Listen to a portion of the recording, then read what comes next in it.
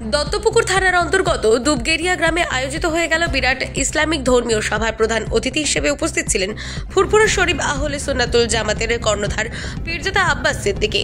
ধর্মীয় সভায় পীরজাদা আব্বাস সিদ্দিকী পা রাখতেই ভক্তদের উপচে পড়া ভিড় ধর্মীয় সভা প্রাঙ্গণে। সন্ধ্যা থেকে বিভিন্ন রঙিন লাইট আর আলোকসজ্জায় সেজে উঠল জলসা প্রাঙ্গণ।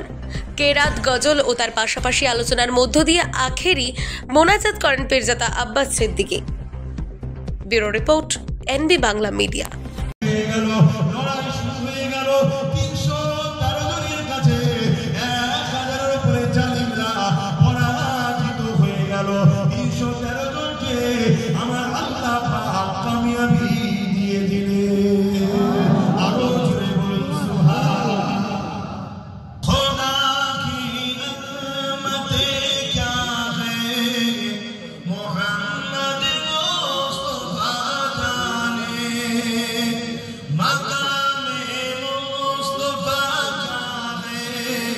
Muhammad